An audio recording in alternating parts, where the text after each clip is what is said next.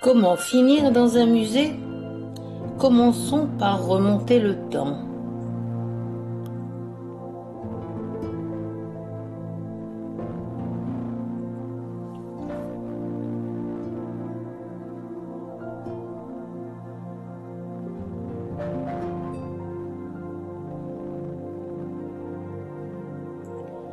Moins de 150 millions d'années. D'étranges plantes ondulent au fond de la mer, tandis que d'improbables animaux se livrent à l'éternel jeu de manger ou être mangés.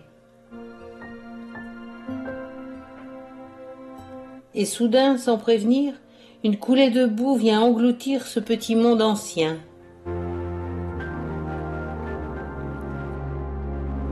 Et le temps passe. Moins 130 millions d'années. Un paysage paisible où paît un troupeau d'iguanodons balourds.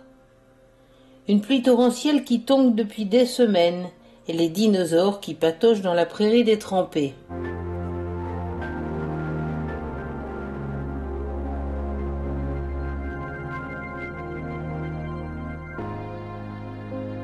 Soudain, une vague de boue et de roches déboulant dans la vallée, emportant tout sur son passage.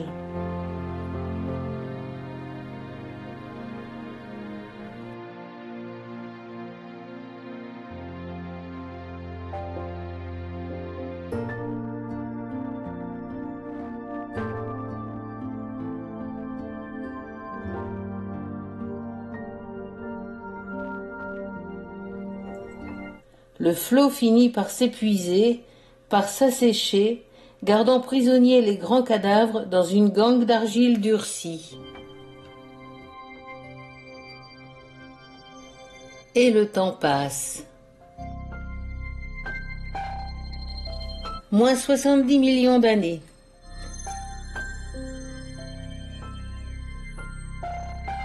Le Mosasaurus, un grand reptile marin, nage entre deux eaux et se livre à son occupation favorite, manger.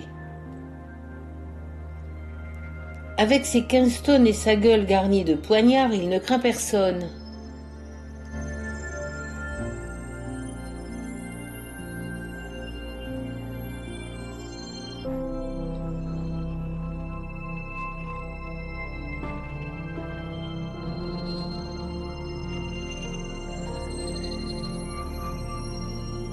Personne, sauf évidemment un glissement de terrain qui le plonge soudainement dans la nuit et l'enfouit définitivement dans les sédiments du fond. Et le temps passe. Avril 1878. Une mine à Bernissart en Belgique. Au milieu des veines de charbon, une poche d'argile. Et dans cette poche, des ossements énormes en grand nombre. Les mineurs avertissent le musée d'histoire naturelle de l'époque, ce qui permettra de sortir 30 squelettes complets d'iguanodons, un squelette de dolodon, quelques squelettes incomplets, et les plantes piégées avec eux. Ces squelettes, souvent couchés, complets et encore en position anatomique, sont fragiles et doivent être nettoyés de leurs impuretés.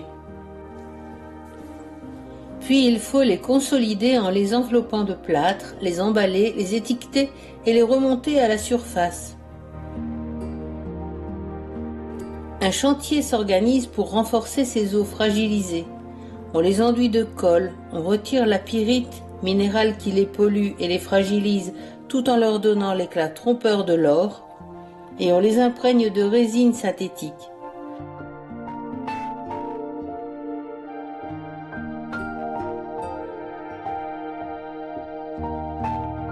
Puis on les solidifie dans un mélange d'alcool et de gomme laque.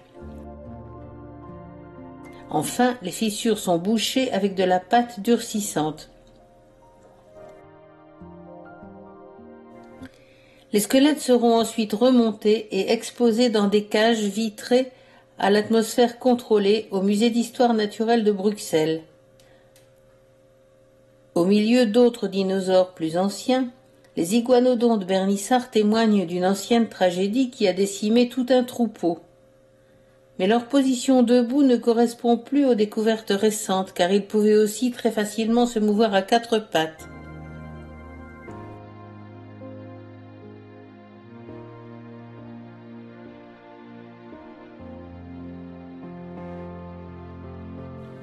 Et le Dolodon, autre grand herbivore qui s'était égaré au milieu du troupeau des iguanodons et qui a subi le même sort. Le Mosasaurus, ou lézard de la Meuse, mangeur de tortues et cousin des iguanes, trône aussi au milieu de ses contemporains du Mésozoïque.